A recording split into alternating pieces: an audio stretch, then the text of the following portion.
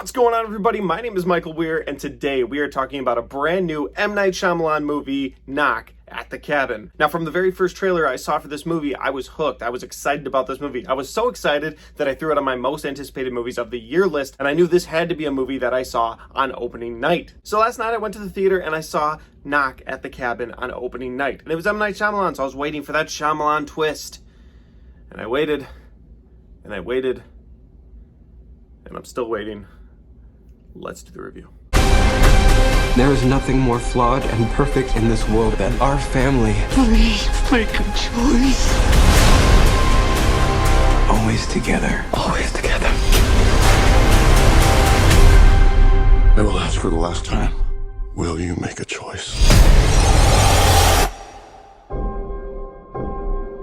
And so, guys, Knock at the Cabin is directed by M. Night Shyamalan, and M. Night Shyamalan's been controversial over the years, and not because he puts graphic things in his movies or he makes statements in his movies. No. His controversy is the fact that he made movies like Signs, The Sixth Sense, The Village, just incredible horror thriller movies, and then made movies like Lady in the Water, and The Happening, and The Last Airbender that really just stopped his momentum. But then in the last several years, he's made some hit and misses as well. The first thing that he made that I really liked was The Visit, and the Shyamalan twist at the end of that movie was incredible. I really liked that movie. And then he did Split, and I was like, oh my god, M. Night Shyamalan is back, and there's no way he could ruin the next movie he makes. And then he made Glass, which was a direct follow-up to Split, and it was such a letdown. And then we got Old. And Old was one of the worst movies I had ever seen. And I was like, I don't know how to gauge M. Night Shyamalan anymore. His previews look good, but my God, some of his concepts, some of his ideas are just terrible. Which leads us to Knock at the Cabin. Now, Knock at the Cabin is a movie that centers around a family. The family consists of Daddy Andrew, Daddy Eric, and their adopted daughter Gwen.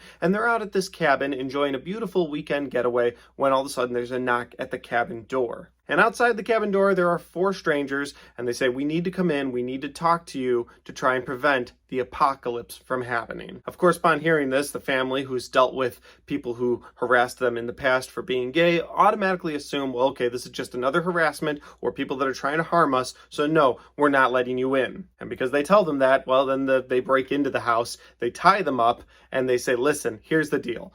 One of you has to sacrifice yourself for the rest of the world. And the person who sacrifices themselves has to then be killed by the other two people in your group. Like, we're not here to hurt any of you. We're not going to cause you any physical harm. You have to do it yourself. It's an interesting setup for a movie. They're at a remote location with no Wi-Fi. They can't check their phones to see if anything is really happening. And that's very interesting because now you've got a family that's very scared, very overpowered, and being told you have to make a decision or the rest of the world will basically implode. Like, you have to decide what you're going to do. And they have like 24 hours to do it in. And that's pretty much all the setup I can give you for this movie, because going past that, I feel like I'll start to spoil things. But let's get into some of my likes, some of my dislikes, because I really feel like I'm treading spoiler territory at this point. The first thing I really liked about this movie is Dave Bautista. Oh my God, that man can act. Listen, I remember him from WWE days because I was 14 once and I watched WWE Friday Night SmackDown. WrestleMania, Michael!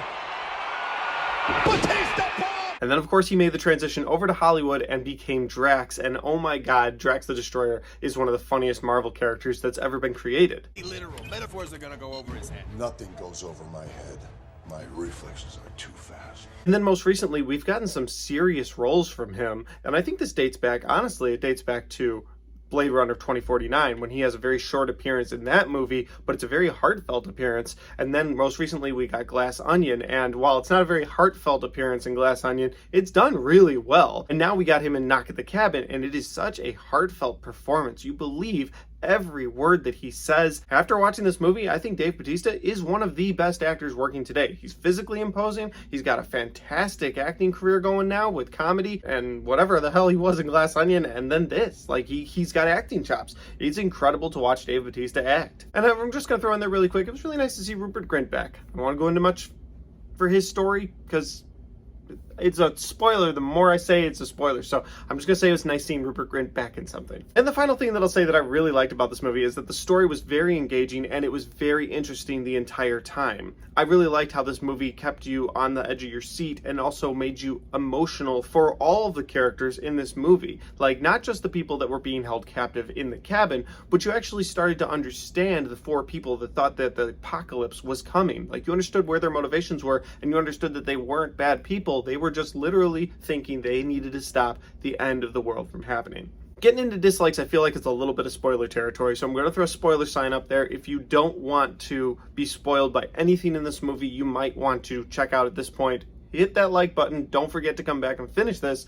But I'm going to get into some things that might be sort of spoilery. So the first dislike I have for the movie is that the trailer basically gives away the entire movie. I don't feel like much was added to this movie from the trailers. Like, if you watch the trailers and you get the idea and you're like, that's intriguing, it is. And the movie does keep you engaged. I agree. But nothing else is really added to it from those moments in the trailers. Like, there's no big reveal toward the end. And that leads me to my next thing that I dislike about this movie, and that is there is no Shyamalan twist. Now, I know people are going to be upset with me for making that a dislike, and they're going to go in the comment section and be like, oh, well, you can't just take the movie for what it is. I can. But understand this. It's M Night Shyamalan. M Night Shyamalan makes twist ending movies that make his movies fantastic. And the movies that don't have twist endings for M Night Shyamalan movies end up just sort of existing like old. Like, I wasn't a big fan of that movie because there was no big reveal twist. Like, I was engaged the entire time wondering, okay, what is he gonna do? What is the hook gonna be?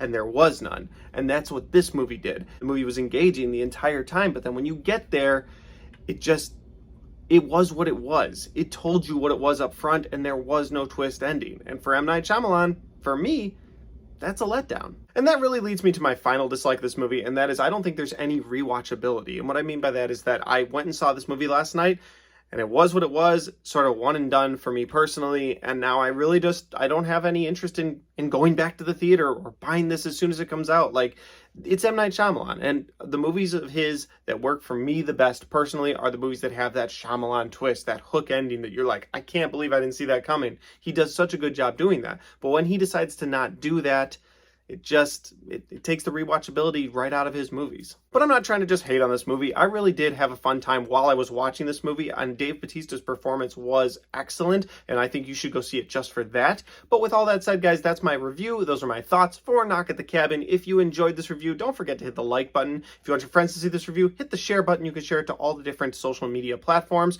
By the way, I'm on different social media platforms. You should follow me on Twitter and on TikTok. It's just my name. It's just Michael Weir. You can find me.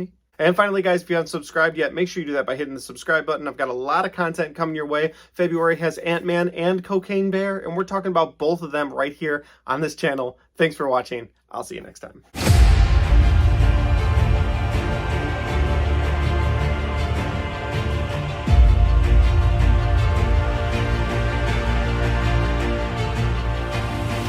One of the problems with Shyamalan's movies is that they lack a certain eroticism.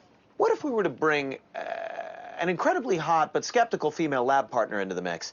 And then that way, whenever Dolph's not out busting heads because he smelled crime, he's back at the lab performing outrageous sexual experiments on her supple young body. Now, here's the twist, and there is a twist. We show it. We show all of it.